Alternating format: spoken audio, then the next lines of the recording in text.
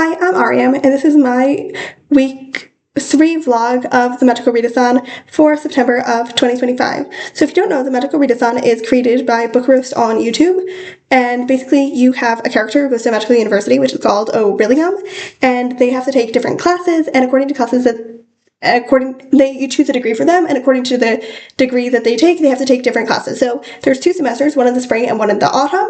This is the autumn semester, and in the autumn semester, besides just taking classes, some classes, there are 3 levels to each class. For some classes, you might have to take 1 level, 2 levels, or 3 levels, depending on your degree. So I have 2 characters currently. They're both in their last semester.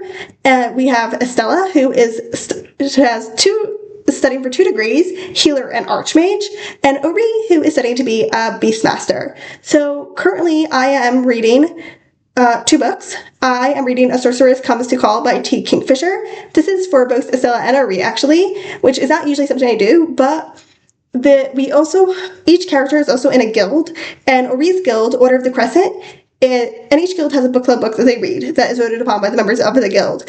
And Ori's guild, Order of the Crescent, is reading A Sorceress Comes to Call for their book club book. But it also happens to fit for Estella for her level 3 restoration class for giving an author a second chance. Then I am also, and I started that last week. I have a little less than an hour and a half left in it. I did not have a lot of time to listen to it today. Then the second book that I am currently reading for this readathon is a Katie Kazoo Christmas by Nancy Krulik. This one is also for Estella, and it is it's for restoration level 1. Cannot remember what's the class. Okay, the class is Unbroken Focus Tincture, and the prompt was read a book from one point of view. And then I actually did also read a short story, which is for Estella as well, because Estella's doing 2 degrees, she has more classes. And the prompt was and this was for one of her alchemy classes. I believe it was for Flavor Enhancing Tricks, and it was read from an auto by author. And I read The Long Fall by Marie Brennan. So let me talk to you a little about each book. So the first one, A Sorceress Comes to Call by T. Kingfisher, is a kind of retelling of A Goose Girl. It's very, very loose retelling, but basically we have our main character, Cordelia, whose mother is an evil sorceress, and she decides to marry this guy. She takes Cordelia with her to the house of the guy she's going to marry, and the plot develops from there. I am liking it, but I do feel that the tone is kind of off of how the book is written versus how what's actually happening in the book. And this is all the more unfortunately emphasized by the fact that I'm listening to it in the audiobook, and the narrator, especially Hester's narrator, who there are 2 points of view in this book. There's Cordelia and there's Hester, who is the sister of the guy that Cordelia's mother wants to marry. Her narrator is really just not very good at doing the correct tone, unfortunately. Then there is A Kitty Kazoo Christmas by Nancy Krulik. This is part of the Kitty Kazoo series. The Kitty Kazoo series is an early chapter book series, which follows our main character, Katie, whose nickname is Kitty Kazoo. And in the first book, she makes a wish. She has a horrible day, and she makes a wish that she wishes she could be anyone but her. And so in each book, a magic wind comes and turns her into someone who isn't her. Someone real, like she could turn into the class hamster. She could also turn into the lunch lady. So, like I said, the early chapter books are generally around 70 pages.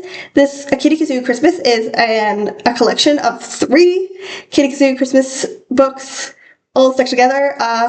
And I decided, as I said, this is for Singular POV because everything is from Katie's point of view. And also there is a separate readathon to this called Wibble's Wordathon, and the prompt for that was an event in the title, so I just went with Christmas as an event. So far, I am nearly at the end. The books are also a little longer. Like, the first book in this book is 90 pages around. I'm at page 60 of it. And so I just got to the part where she's going to turn into whoever she turns into. I don't know yet. I'm willing to bet that it's going to be this guy who is very obsessed with winning this Christmas decoration thing. So basically the plot of the story so far is that Katie has two neighbors, one who's an old one and one who's a new one, who just moved in, and there's this Christmas house decoration contest in her neighborhood, and the old one always won it, and now this new person is like, is new competition, and they're like all ramping each other up, and like they keep on getting more and more competitive, and it's basically making Christmas really not a great time. I'm not like loving it so far, but I'm not hating it. I just find it kind of okay. Like it's very trying to tell me like we should be giving and not like just being competitive, which is like fine, but like it's not like there's still plot to be had and there's still fun to be had, but it's like it is very heavy in the morals, and I'm not enjoying that. And then there's Long Fall by Marie Brennan. So she said it was authorial fan fiction for her series, The Memoirs of Lady Trent. So I read The Memoirs of Lady Trent this year, and then I also read Turning Darkness into Light, which is a sequel to The Memoirs of Lady Trent, which follows Lady Trent's granddaughter. Now, and Long Fall is a sequel authorial fan fiction to Turning Darkness into Light. I can't say obviously what The Long Fall is about, but I can say that The Memoirs of Lady Trent follow our main character, Lady Trent, who is living around the 1820s, and she really, really wants to be a dragon naturalist. This is an alternate universe where dragons are real, and because she's a woman, obviously she has a much harder time doing that, and every book follows her in a different place in the world, studying dragons, and they're great, and I love them. So The Long Fall, I definitely liked. When I first opened it and I saw which character we were following, I was very unsure, but I did like it, and I liked the ending too. It was very nice. I really liked the way it talked about redemption, and I can't say anything more. Yeah, and I really think it would be. Yeah, and I like thinking about how we see in this story Audrey's reaction to this character, and it's interesting thinking about Isabella, Lady Trent. What Audrey is Lady Trent's granddaughter, and it's interesting thinking about Lady Trent's reaction, because she could have two reactions. Like, one hand, she has a reaction of this person who hurt her granddaughter, and obviously it's going to be like she's on one hand, and obviously she's like wants her granddaughter to be independent. On the other hand, he hurt her granddaughter. You're going to feel strongly about that. But if we took Audrey out of the picture, I do wonder what Isabella's reaction would have been to him at this point in time. Hi, it is Tuesday, September 16th. So I ended up finishing Kitty Kazoo, Kitty Kazoo Christmas yesterday. So as I said, there were 3 stories. I felt the same way about the first and second stories, that it was just like too much, like, for me, focus on like this is like on morality and Christmas spirit, whatever. I did enjoy the third story a lot better though. It was also a lot funner in the switch that happened. Overall, I thought that was the best story, and especially because it was also the only one that mentioned, like, holidays other than Christmas, but it also wasn't moralistic. The switch was funner. So yeah, but I don't understand why the book was set up the way it was. It felt like it was set up backwards. So these stories all happen when Katie's in 4th grade, and, okay, listen, it's Kitty Kazoo. She's always either in 3rd grade or 4th grade. That's how these books go. It super annoyed me as a kid. It still annoys me now, but I try to ignore it. But it felt like the stories were set up backwards, because we have these 3 stories that are all set around Christmas. And the first story that we started happened on Christmas Eve and the day before Christmas Eve. Was Christmas Eve the same as... No. And then the second story we had started, like, right before Christmas vacation, at the beginning of Christmas vacation. And the last story started before, like, a week before Christmas vacation. And I just don't understand why they were set up that way. Why wasn't it set up with the one a week before Christmas vacation to the one right before Christmas vacation and during Christmas vacation to the one on Christmas Eve? Like, it felt like it was set up backwards, so I don't know why. And on Sunday, I actually finished A Sorcerer's Compass to Call by T. Kingfisher. I thought I had 50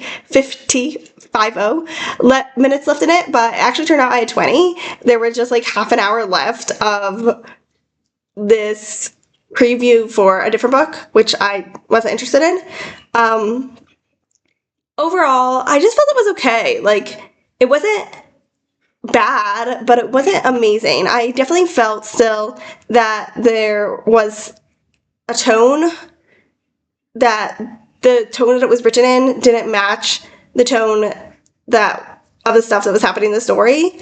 But the thing that I really made me feel like something was missing from the story is that it supposedly is fairy tale retelling, and it doesn't really have like major elements from the Goose Girl, or it might have major elements from the Goose Girl, but it doesn't really use them in a major way. And also, it doesn't feel like a fairy tale retelling. And when I go into a fairy tale retelling, I expect it to either feel like a fairy tale or have the elements from the fairy tale used in a major way. And for me personally, I much prefer when I much prefer feeling like a fairy tale. Like, I feel like that's one of the reasons I like Cinder less. Yes, it uses the elements from Cinderella in a major way, but it doesn't feel like a fairy tale. So for me personally, I didn't like it as much as other fairy tale retellings that let's say everybody agrees that the Enchanted Forest Chronicles by Patricia C. Reed are fairy tale retellings, even though they don't retell any particular story, just because they feel like a fairy tale and they use so many major elements of fairy tales. But even for, like, Spinning Silver, like, it isn't a good retelling of Rumpelstiltskin. Like, if you look at it as a retelling of Rumpelstiltskin, it isn't good at that. It is not good at doing that. And I know I have bias towards it because of it just being a Jewish fantasy, but also it's a good fairy tale retelling in that it feels like a fairy tale. Like, there are major fairy tale elements in there. Even though they're not of Rumpelstiltskin, there are still major fairy tale elements that make it feel fairy tale-ish. But the Goose Girl had neither. Like, it doesn't feel like a fairy tale. Everyone's way too practical. And I'm fine with characters being practical, but it just makes it not feel like a fairy tale. And I just kind of feel like T. Kingfisher should have been and Naomi Novik, for that matter, they should have been like, I started off with this idea based on this fairy tale, but it's not that anymore, so I'm just gonna not say it. It will be in my heart. It's like one of the things that needs to be in the heart and not actually on page that this is supposedly a retelling of Goose Girl, or in Spinning Silver's case, Rumpelstiltskin. I think that would have let me enjoy it more because I kept on looking out for fairy tale elements or having the Goose Girl elements play a major part. So overall, I was disappointed, because, like, I love fairy tale retellings and I love the Goose Girl, and I knew it couldn't be as good as Shannon Hale's Goose Girl, but it was very much disappointing that it wasn't a real fairy tale retelling. So what did I like from this book? Which, that's kind of harder to say because, like, as I said, it didn't feel amazing in any way. Especially because I was listening to an audiobook, I feel like it's harder for me to say. So let's think. Like, I really did like Hester's friend. Hester is the sister of the person Cordelia's mother marries, and she has these two friends, and they're great. They're really funny. They're awesome. I especially liked that, like, one of her friends has this kid that Cordelia finds annoying, and it's like, and I didn't like how she referred to the kid for a lot of the time, and then, like, at the end, she was like, I just want to go home and be with my kid, and, like, listen to him talk about horses all the time, and, like, yeah, she still loves him, so that was good. Still, yeah, I did like Hester's friends. I thought they were great. And Cordelia herself, I thought she was a good character. Like, the way that she developed from being not daring to do anything to daring a lot, I thought that was good character development, and it made sense. Didn't love Hester's character development, but that's a different thing. Yeah, and I also liked Esther's brother, Samuel. I also thought his character was good because, like, he is kind of dumb, but he's like, but it's not like, he's not like made fun of for being dumb, you know? Like, it's just like, it's who he is. And he's just a kind of dumb person, but he's also a good person and he's a kind person and he really cares a lot about the people around him. And yeah, so overall I liked quite a few of the characters in here, and I did like Cordelia's character development. So you'd think I would like this more, but I didn't, and it's disappointing. And so that's all for the book that I already started, but on Sunday, I did start reading The Search Part 2 by Jean Luen Yang. So I did not talk about this, yes? So the Search trilogy is a comic trilogy that follows a different comic trilogy called The Promise that follows the Avatar: The Last Airbender TV show. And what I can say about it is that we have our character Zuko in the TV show, and his mom vanished when he was a kid. And this was one of the major threads that was like left dangling after the TV show. So I was like waiting to read this comic about it, because this comic they go and search for his mom. So I did enjoy the first comic, and this is the second comic. I'm about halfway through. I am still liking it. This comic feels like it's very focused on the character dynamics in between themselves. Like, we have a few different characters, including a character who we did not get to see a lot in the TV show, and they're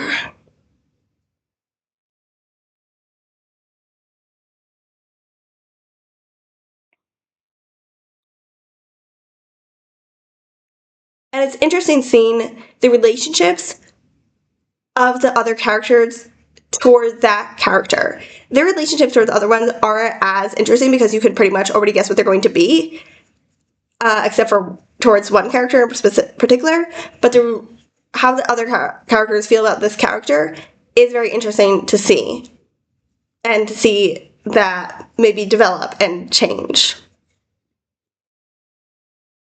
Okay, so yeah, it is already the Saturday the 20th, and I haven't updated you. I have read some stuff, but I haven't had a lot of time to read, and I'm not going to have a lot of time to read the rest of this month because it's getting on the holiday season, and I have a lot of work and also some other things that have been happening in my life. So what I've read this week has either been short or has been physical books that I read on Shabbos, and it has also not been a lot, honestly, but that's because I'll explain more when I get to that book. And I am planning on also making some changes, but I will explain that in the next week video. So the first thing I did read, I read The Search Part 3 by Jean Luen Yang. I believe I talked about The Search Part 2 in this video, so I'm not going to explain it all over again. But yeah, this was for Ori's Animal Studies Level 3 class, which the subject was Elder Dragon Care, and the prompt was read the last book in a series. So this was the last book in the trilogy of The Search. I did like this series overall. I thought it was overall better done than The Promise. However, I do think actually The Promise, which is a series that comes before this,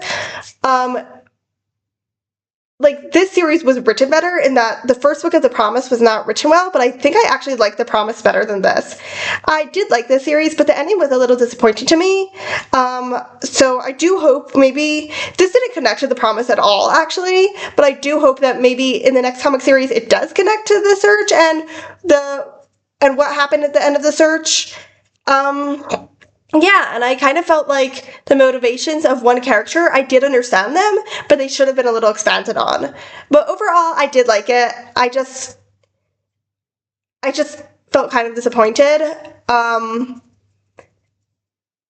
So I really do hope that the next comic series does connect to the series and to the series of The Search and expands on what happened at the end of The Search. Then I have a class for Estella, which was her Artificery Level 1 class, which is the only Artificery class she needs to take. The subject of the class was the 9 laws, and the prompt for the class was the 9th book you see on social media, which actually happened to be a Gutenberg book, which is good. I didn't have to go out of my way to get it. So it wasn't a book on my TBR. The book was The Diaries of Adam and Eve by Mark Twain. Mark Twain is definitely not my favorite author. I read The Prince and the Pauper, which I did enjoy, but I DNF'd Tom Sawyer, I DNF'd Huckleberry Finn is his last name, and A Connecticut Yankee and King Arthur's Court. I just couldn't get through any of them. I don't really like Mark Twain's writing style. However, I did get through this one really quickly. I think it helped that it had a lot of pictures. Actually, this book was banned because of the pictures, because they show a naked woman. And the odd thing is, Eve, and the odd thing is they show a naked man too, and it wasn't bad because of that. Only the naked woman apparently was seen as pornographic, which is kind of crazy. The man is naked too, but it does fit in. Nowadays, we're okay, men can go around without shirts, but women can't. It's very odd, is what I'm saying. But this is basically diaries mainly from Eve's perspective and a little from Adam's. It was okay. Look, it was cute, it was fun, but I was but I really did not at all get the perspective of Mark Twain of how dumb, or not how dumb, but of how little, yes, how dumb, or Adam is. Eve, he shows to be smart, scientific, she's very into scientific experiments, but Adam, he's the world is what it is. By the way, is that a fish? And I don't know, it just I didn't get why he made Adam so dumb, as in uncaring, uncaring about the world about him, really. So, it was cute and fun, but I just, why did you write it like that, But he's not here to ask, so. And when I did look up his comments looking up the book on Wikipedia, his comments on the book were, about it being banned from libraries and stuff. And then, I actually started this book last week. I read 27 pages of it last week, maybe 30 pages of it. So this is The Art of Loving by Erich Fromm. And this is the first book I'm switching out. I had a different book for this prompt. So this is for Ori, and it is for his Restoration Level 2 class, or is it Level 1? Yeah, it's Level 1, I think, which the subject is Unbroken Focus Tincture, and the prompt is read a book from one point of view. This is The Art of Loving by Erich Fromm, or as my mom said, Erich Fromm. Don't know which one is correct. And this is basically a philosophy book by a psychologist about what love is. So I did start this last week, but as I said, I only decided to switch it out now. So now I am at page 99. It's quite a short book, but as I said, I didn't read quite a lot, and that's because it's philosophy, so obviously it's going to take longer to read. You really need your mind to be sharp and to be thinking about stuff, and it's much easier to get tired when reading this, especially as someone who does not read a lot of philosophy. I'm sure that the more I read philosophy, the easier it will be for me to understand, and the quicker I'll be able to read the books. And I am feeling that happening as I read more and more philosophy. So I don't think there's a lot you can really say about a philosophy book, because at the end of the day, it's opinions, right? And so there are opinions I agree with, and there are opinions I don't.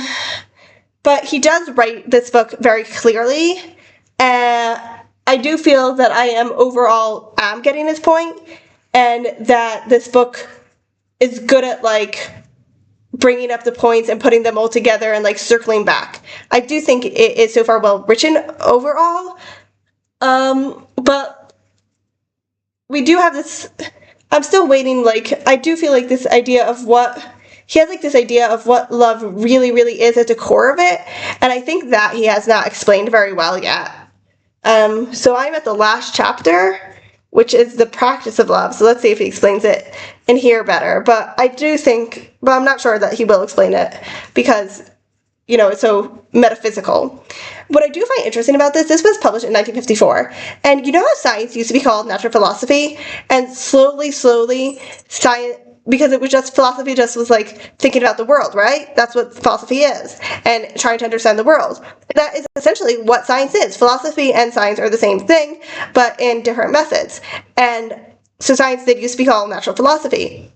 And slowly, over the years, different parts of science, of natural philosophy, turned from philosophy to more science.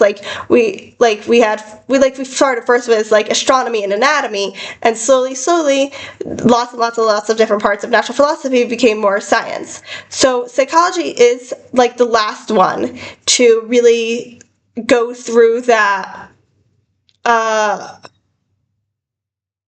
thing of moving from philosophy to science. It's still going through it, but it is much farther along than it was in 1954 when this book is published, which was further along than it was in 1900 when Freud was publishing books. So while he does, so it can be sometimes odd. Like, this book is mostly philosophy, but like he'll sometimes add something like, oh, this is psychology, and it's just, I have opinions on psychology as a science as it is, but like there are parts of psychology that are science, like we don't know why depression works, how depression works, but we know that making more dopamine, serotonin, and what's the third one? The third excitatory neurotransmitter helps depression in a third of the people, which means that there's probably more than one type of depression, but and we know, I'm not going to go into it, but we know exactly how schizophrenia works, but we don't know what causes it, so, and those are things that we can measure, and that's science. Science is stuff that you can measure. But there are parts of psychology that we're never going to be able to measure, and those are always going to stay in philosophy. And I think we're still, nowadays, 2025, we're still finding our ground, the line of what is going to have to stay a philosophy and what can be science. But this time it was even more blurry, I feel. But this book is very much the realm of philosophy. I just find it interesting. It wasn't even that much about the book. This book is barely any parts of this is psychology in it, maybe a few sentences. I just think it's interesting. The change from natural philosophy to science in different types of in different realms of interest. But yeah, that's it for this week.